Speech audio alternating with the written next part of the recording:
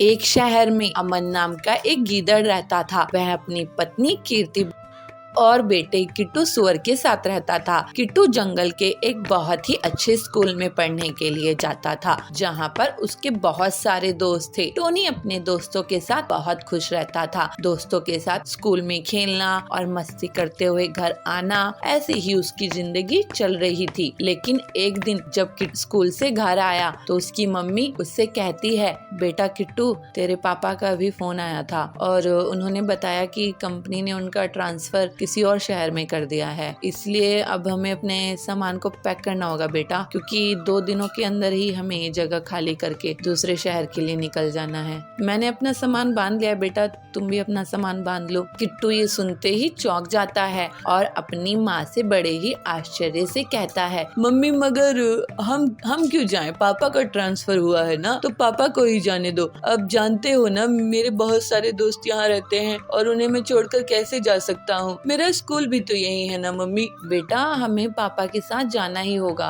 जहाँ भी पापा जाएंगे हम तुम्हारा एडमिशन वहीं करा देंगे। और रही बात दोस्तों की, तो बेटा वहाँ पर तुम्हारे नए दोस्त भी बन जाएंगे, जैसे तुमने यहाँ पर बना लिए थे। मगर मम्मी, हाँ बोलो किट्टू, मगर क्या? कुछ भी नहीं मम्मी, मैं जा रहा हूँ अपना सामान पैक करने के लिए। चिंटू उदास मन के साथ अपने कमरे में जाकर अपना सामान बांध लेता है। वह अपने मम्मी पापा के साथ दूसरे शहर में शिफ्ट हो जाता है। मम्मी पापा के साथ सामान रखवाने के बाद उसका खेलने का बहुत मन करता है, इसलिए वह अपना बैट और बॉल लेकर खाली मैदान की तरफ चल पड़ता है, जहाँ वह देखता है कि कोई भी बच्चा नहीं खेल रहा था। पूरा मैदान खाली पड़ा हुआ था। कुछ देर किट्टू वहीं बैठ जाता है कि कहीं कोई आ जाए, लेकिन बहुत इंतजार करने पर भी जब कोई नहीं आता तो किट्टू मन ही मन सोचता है, यहाँ तो कोई खेलने आ ही नहीं रहा है। लगता है अब मुझे ही घर जाकर किसी को खेलने के लिए बुलाना पड़ेगा। किट्टू पहले एक घर के सामने जाता है, तभी एक बिल्ला बाहर आता है। किट्टू उससे कहता है, चलो दोस्त, चलकर बैट बॉल खेलते हैं।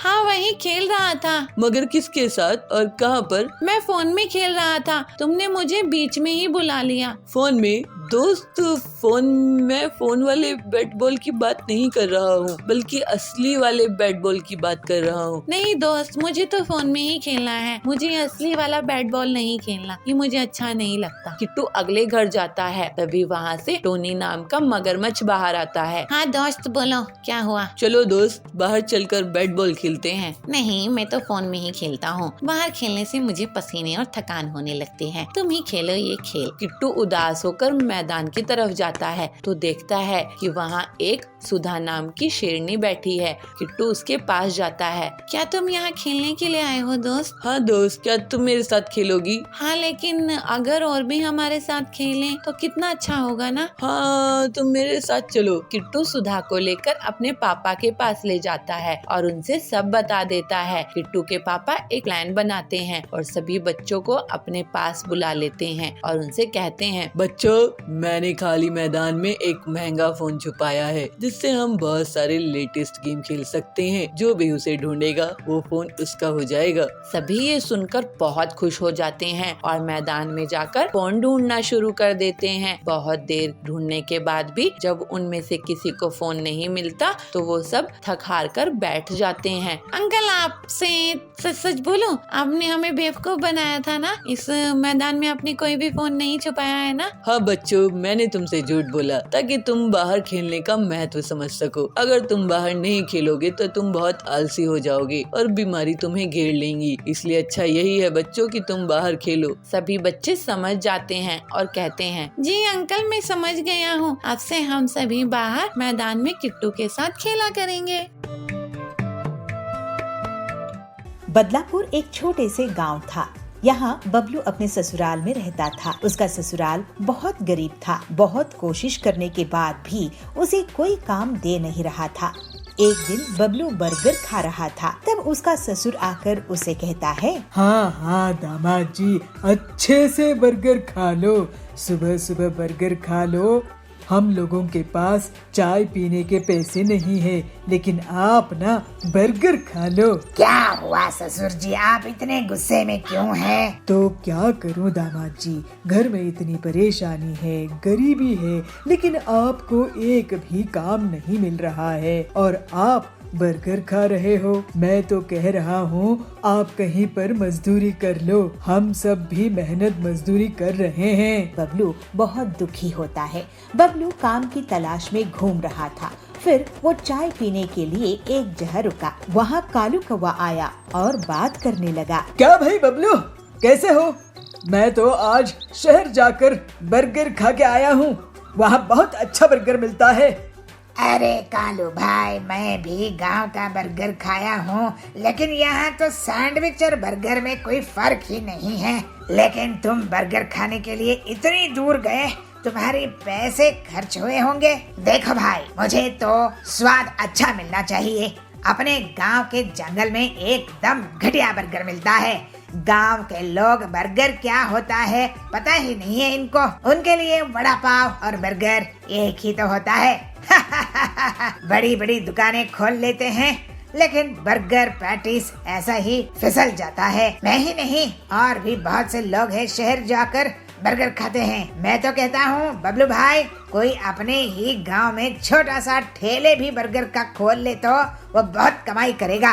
ये तो आप सही कह रहे हो कालू भाई, मैं एक बार शहर जाकर बर्गर खा के आता हूँ। उसके बाद से बबलू एक दिन शहर जाकर बर्गर खा के आता है। उसके बाद वहाँ पर खाना बनाने की किताबें पढ़ता है और उससे जल्दी ही वो सभी तरह के बर्गर बनाने सीख जाता है। शहर से वापस आकर बबलू अपने दोस्तों को बर्गर्स खिलाता है। सभी को उसके अलग अलग बर्गर्स बहुत पसंद आते हैं। ससुर जी, मैं कुछ काम शुरू करने जा रहा हूँ। क्या काम शुरू करने वाले हो बबलू जी? आप इतने टाइम शहर में क्या सीख के आए हो और पैसे जमा कर लिए हो क्या? बिना उसके तो कोई काम नहीं शुरू कर सकते। आप बस देखते जाइए ससुर जी। ठीक है, देखते हैं अब क्या कमाल करोगे। ऐसे ही एक दिन बबलू बर्गर बनाने लगता है और कालू को बर्गर खाने के लिए बुलाता है। कालू अपनी पत्नी सुंदरी के साथ बर्गर खाने के लिए आता है। अरे वाह बबलू भाई, ये तो शहर से भी बहुत ज्यादा टेस्टी बर्गर है।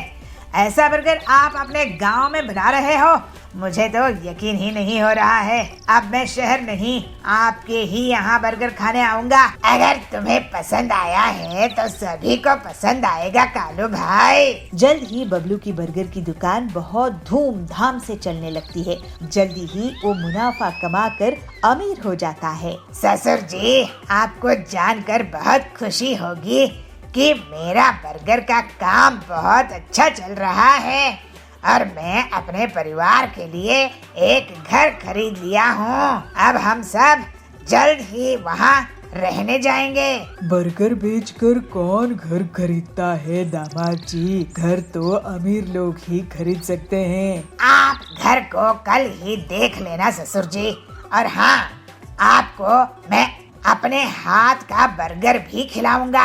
अगले दिन बबलू अपने ससुर को और बाकी के परिवार वालों को अपना नया घर दिखाने के लिए ले जाता है। घर देखकर सभी बहुत खुश होते हैं और अचंभित हो जाते हैं। बबलू का बड़ा सा बर्गर के आकार का घर था। अरे वाह दामाद जी, आपने तो कमाल ही कर दिया। आपने अपने काम को इतना बड़ा कर दिया कि घर भी वैसा ही बना दिया है। मैं तो आपसे बहुत नाराज रहता था क्योंकि मुझे लगता था आप आलसी और कामचोर हैं, लेकिन अब मैं बहुत खुश हूँ। अपनी मेहनत से बर्गर की दुकान चलाई और अपना घर भी बना लिया। आखिर दामाद हो तो आपके जैसा। आपका आशीर्वाद है ससुर जी। अब ये बर्गर खाइए। और बबलू के बर्गर का घर पूरे जंगल में प्रसिद्ध हो जाते हैं। उसका बर्गर का घर इतना फेमस हुआ कि वहाँ पर देश विदेश से लोग पिकनिक मनाने आते थे।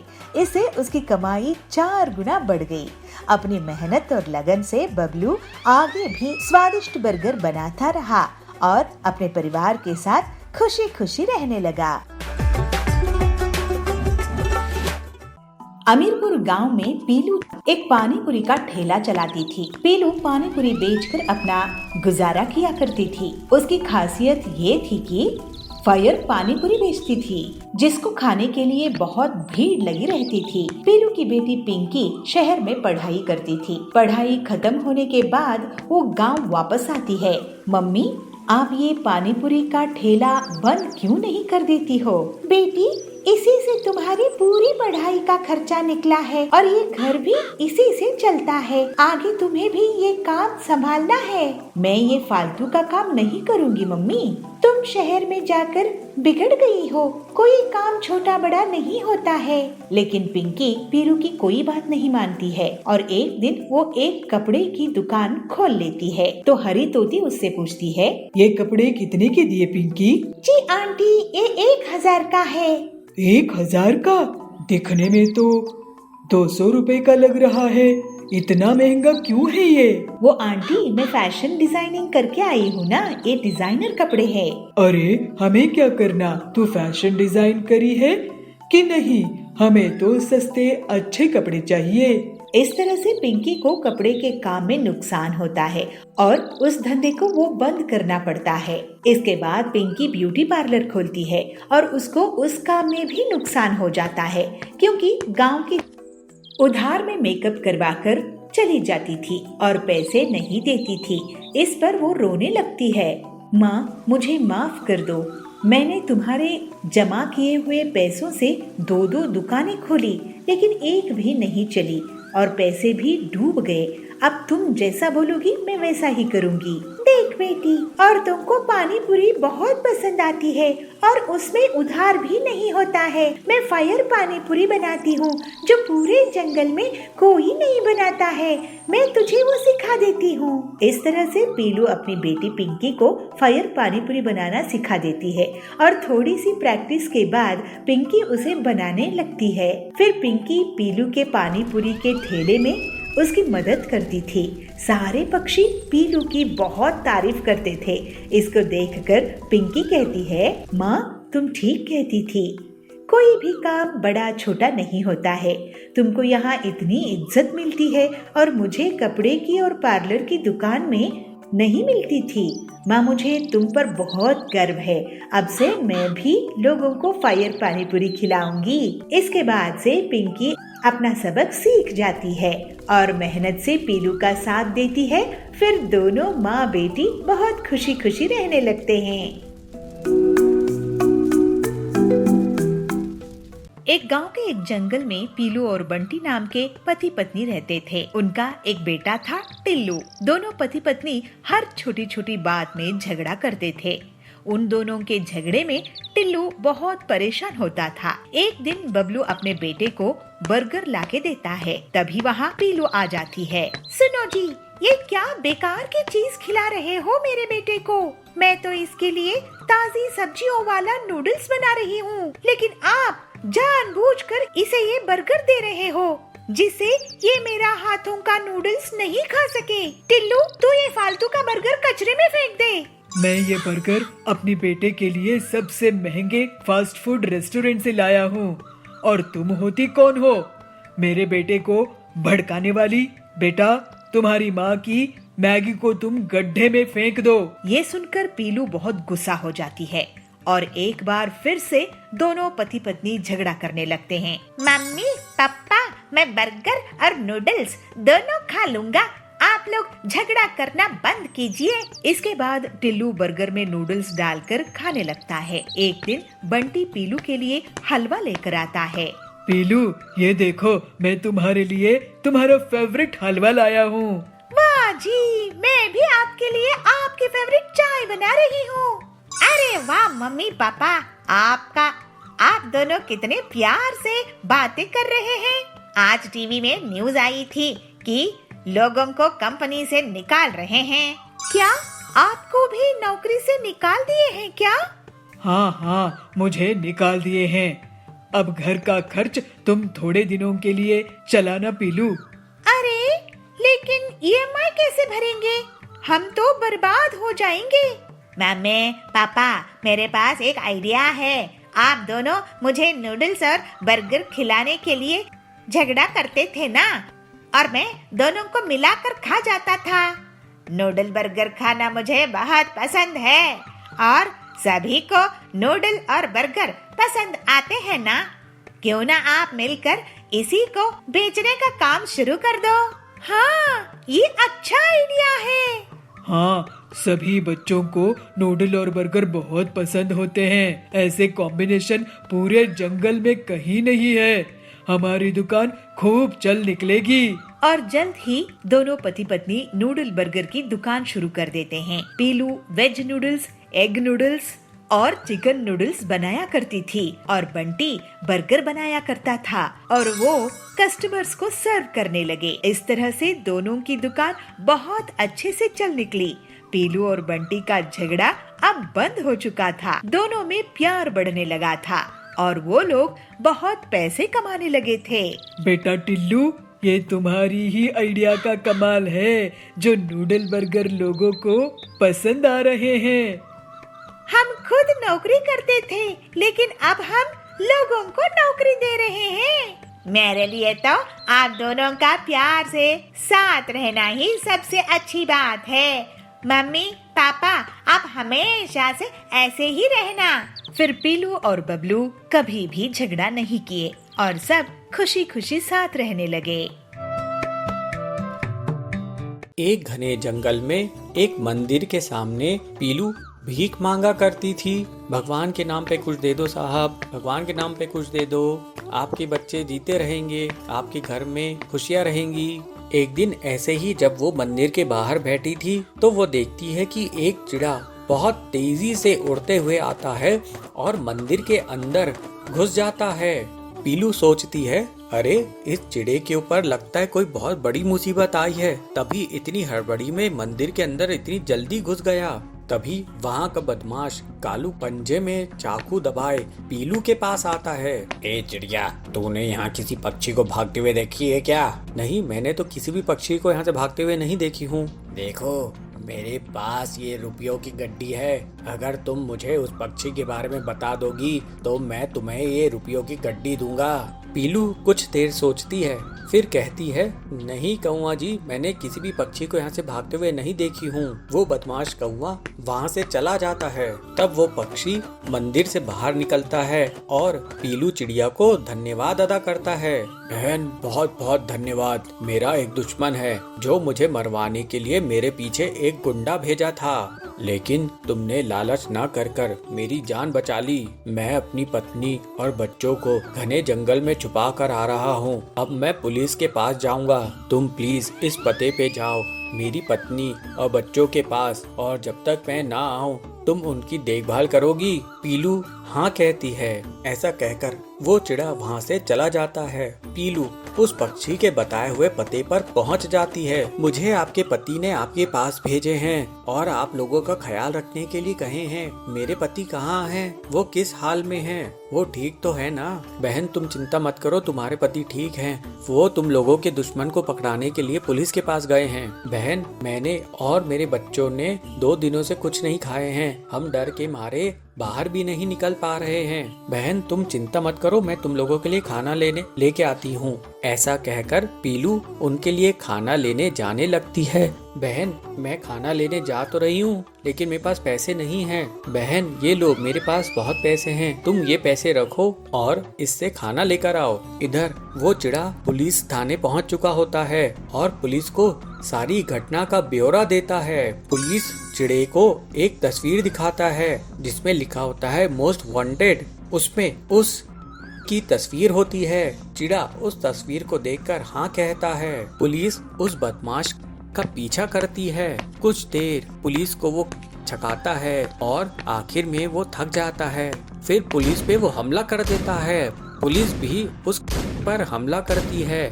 थोड़ी देर की गोलाबारी के बाद आखिरकार पुलिस के हाथों मारा जाता है। इधर पीलू चिड़िया खाना लेकर आती है। 2 दिनों बाद चिड़े की पत्नी और बच्चे खाना खाते हैं और कुछ ही देर में वो चिड़ा उनके पास पहुंच जाता है। पीलू बहन, बहुत बहुत धन्यवाद बहन, तुमने मेरे और मेरे परिवार का ख्याल रखा। तुम्हारी वजह से मेरा परिवार बच गया। और वे सब गुंडे बदमाश अब खत्म हो चुके हैं। मैं एक बहुत बड़ा बिजनेसमैन हूँ, जिसकी वजह से मेरे बहुत सारे दुश्मन होते हैं, लेकिन अब सारे दुश्मन हट चुके हैं। ठीक है सेठ जी, बहुत अच्छी बात है। चलिए अब आप सब अपना ख्याल रखिए, मैं वापस जाती हूँ। अरे बहन, तुम वापस जाके क्या भीख मांगोगी? अब तुम भीख नहीं मांगोगी, अब आपको भीख मांगने की कोई जरूरत नहीं है। ये लीजिए रुपयों से भरा बैग। अब आप अपना कोई व्यापार शुरू कीजिए और खुशी खुशी रहिए। उन पैसों से पीलू चिड़िया अपना छोटा सा कारोबार शुरू करती है। इस तरह पीलू अपनी ईमानदारी की वजह से भिखारन से करोड़पति बन जाती है।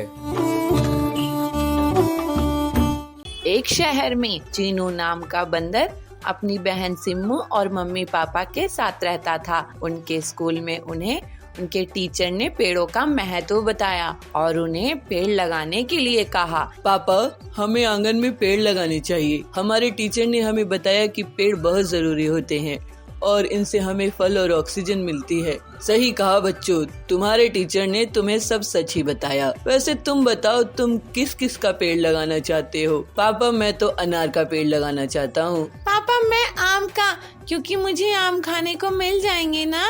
ठीक है, कल हम सभी आंगन में पेड़ लगाएंगे। अगले दिन पापा मम्मी बच्चों के साथ मिलकर पेड़ लगाते हैं। सिम्मू और चीनू सबसे पहले मिट्टी खोदते हैं और उसमें एक एक करके पेड़ बो देते हैं और फिर उसके ऊपर पानी भी डाल देते हैं। पेड़ों को पानी देने के बाद सिम्मू और चीनू घर आ जाते हैं और अपनी पढ़ाई करने लगते हैं। ऐसे ही रात हो जाती है। भाई, कल सुबह तक मेरा पेड़ बड़ा हो जाएगा ना? पता नहीं सिम्मू। तभी उनकी मम्मी उनके पास आती है। बच्चों, ये पेड़ इतनी जल्दी नहीं बढ़ते, इन्हें बढ़ने में टाइम लगता है। और चलो, अब बहुत रात हो गई है, तुम भी सो जाओ। बच्चे सो जाते हैं, पर सिम्मू अपने आमों के बारे में सोच रही थी। तभी वो देखती है कि उसका आम का पेड़ तो बहुत बड़ा हो गया है और उस पर तो बड़े बड़े आम भी आने लगे हैं। ये देख सिम्मू बहुत खुश हो जाती है। तभी पेड़ कहता है, सिम्मू, तुम बहुत अच्छी लड़की हो और तुमने मेरा बहुत ख्याल रखा है, इसलिए तुम मेरे आम खा सकती हो। जितना खाना चाहो उतना खा सकती हो।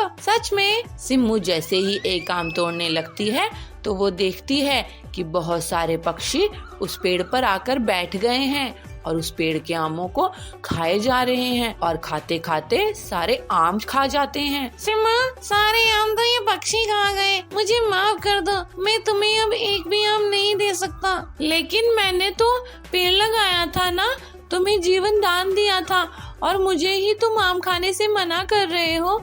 ये सही बात नहीं है पेड़। सिम्मू रोने लगती है। तभी उसकी मम्मी उसको नींद से जगाती है। अरे सिम्मू, तुम रो क्यों रही हो? क्या हुआ मेरी बच्ची? मम्मी, मैंने देखा मेरे आम का पेड़ बोल रहा है और मुझसे बात कर रहा है और उस पर आम भी आ गए हैं। लेकिन मम्मी, पक्षी मेरे पेड़ के सारे आम खा गए और मेरे लिए एक आम तक नहीं छोड़ा।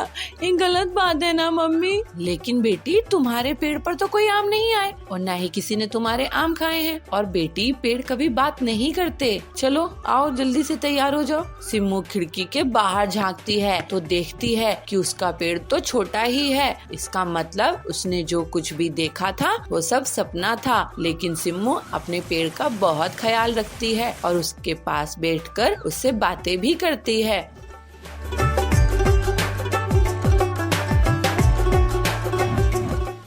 एक जंगल में एक बूढ़ा शेर रहता था। वो बहुत कमजोर हो चुका था और खुद से शिकार भी नहीं कर सकता था। इस तरह कमजोर होने के कारण वो भूखा रहने लगा और अपनी गुफा में सोचने लगा, अगर ऐसा ही रहा तो मैं तो इस बुढ़ापे में भूखा ही मर जाऊंगा।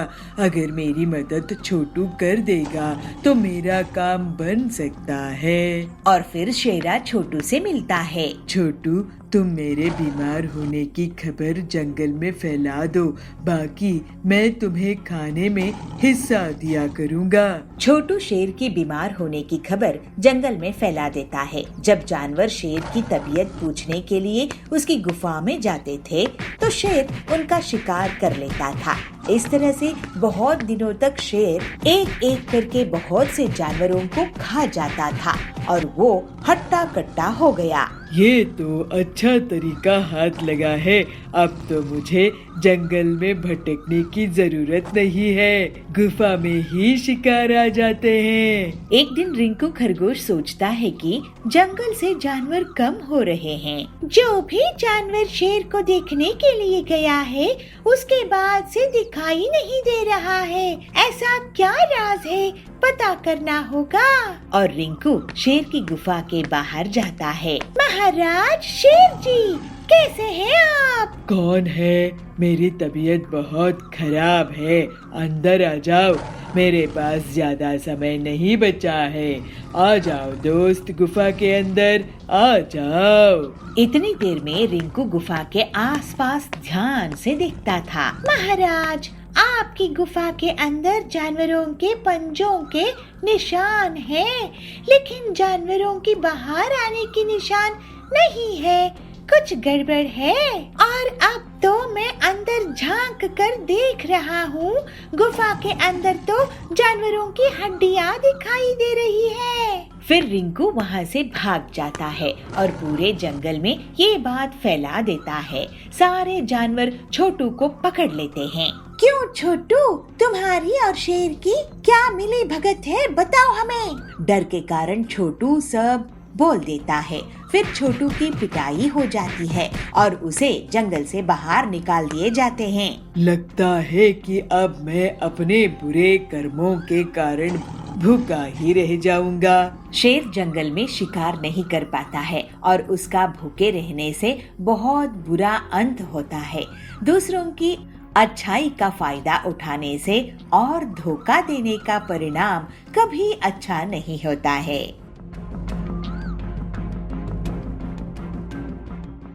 विनमय जंगल में भल्लू भालू और पिट्टू बंदर रहते थे। दोनों में बहुत कंपटीशन की भावना थी। जहाँ भल्लू बहुत ताकतवर था और बड़े बड़े पेड़ों को हिलाकर शहद का छाता तोड़ देता था, पिट्टू ऊंची ऊंची छलांग लगाकर फल तोड़ देता था। पिट्टू, तुम मुझसे ज्यादा ताकतवर नहीं हो।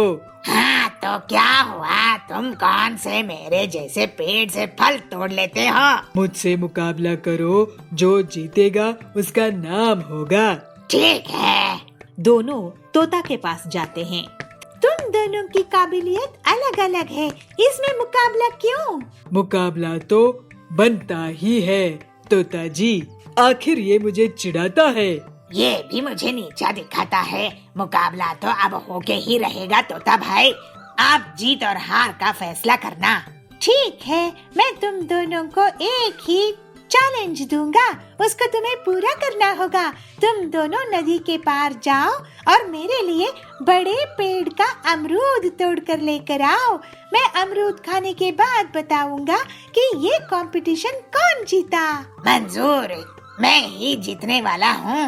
अरे तू क्या जीतेगा, तू तो आधे रास्ते में ही थक जाएगा। जीत तो मेरी ताकत की ही होगी। फिर दोनों नदी के पास पहुँच जाते हैं। बंदर नदी के धारा देखकर डर जाता है। नदी तो बहुत तेज बह रही है, इससे मैं पार कैसे करूँगा? तुम नदी पार नहीं कर सकते, मैं कर सकता हूँ, लेकिन मैं अगर अकेले नदी पार कर दूंगा तो तोता भाई के सामने तुम कहोगे कि तुम्हें पूरा मौका नहीं मिला। वो तो मैं कहूँगा ही। ऐसा करता हूँ, मैं तुम्हारी पीठ के ऊपर बैठ जाता हूँ। हाँ, बैठ जाओ। फिर भल्लू पिट्टू को पीठ पर बिठाकर नदी के पार चला जाता है। नदी के पार पहुंचने के बाद, अरे यहाँ तो पेड़ ही पेड़ है, कैसे पता चलेगा कि कौन सा पेड़ अमरूद का है? मुझे तो यही नहीं पता कि अमरूद का पेड़ दिखता कैसे है। मुझे पता है कौन सा पेड़ है अमरूद का, और मैं पेड़ पर चढ़कर दूर तक देख सकता हूँ कि वो कहाँ है। लेकिन अगर मैं अकेला फल तोड़ कर ले आऊँगा तो तुम तोता भाई से कहोगे कि मैंने तुम्हारी मदद का मोल नहीं चुकाया। हाँ, वो तो मैं कहूँगा ही। अब तुम अमरूद के पेड़ को देखो कहाँ है। और पिट्टू पेड़ पर चढ़कर पेड़ का पता लगा लेता है और फिर दोनों उस पेड़ के पास पहुंचते हैं। पिट्टू पेड़ पर चढ़ जाता है और अमरूद तोड़ने लगता है। भल्लू उसी पेड़ को जोर जोर से हिलाता है और अमरूद अपने आप टूटकर गिर जाते हैं। पिट्टू और भल्लू अमरूद इकट्ठा करते हैं और दौड़ दौड़ कर नदी के पास पहुंच जाते हैं। अरे अगर मैं नदी पार करूंगा तो अमरूद कैसे पकड़ के रखूंगा? मैं अमरूद तो पकड़ सकता हूँ, लेकिन नदी पार नहीं कर सकता। दोनों एक दूसरे को देखते हैं और फिर भल्लू अपने अमरूद पिट्टू को दे देता है और पिट्टू उसकी पीठ पर बैठ जाता है और फिर दोनों नदी पार करते हैं और वहीं पर तोता आ जाता है। अरे वाह, इतने सारे अमरूद! अब बताओ कि किसकी कितने अमरूद है? ये तो मैं अब नहीं बता सकता कि किसके कितने अमरूद है। हाँ, मुझे भी नहीं पता कि किसके कितने अमरूद है। ये तो सब मिल गए हैं। तो फिर विजेता किसका बनाओ? अगर पिट्टू नहीं होता तो मैं अमरूद के पेड़ को पहचान ही नहीं पाता। लेकिन अगर भल्लू नहीं होता तो मैं तो नदी भी पार नहीं कर सकता। तो फिर तुम दोनों में मिलजुल कर अपनी अपनी खूबी के हिसाब से ये एक काम करके आए हो। हाँ, मेरी खूबी और भल्लू की खूबी मिलकर काम करे, तभी हम ये अमरूद लेकर आ पाए। और हमें ये भी समझना पड़ेगा कि हम सब में कोई न कोई कमी भी रहती है। अब हम दोनों मिलजुल कर रहेंगे। अब हम दोनों मिलजुल कर रहेंगे। बहुत अच्छी बात है, मुझे तो बहुत खुशी हुई। मैंने जो चैलेंज दिया था वो तुम्हें यही समझने के लिए था कि हमें अपनी अपनी खूबी में घमंड नहीं करना चाहिए और मिलजुल कर रहना चाहिए। और फिर भल्लू और पिट्टू में अच्छी दोस्ती हो जाती है।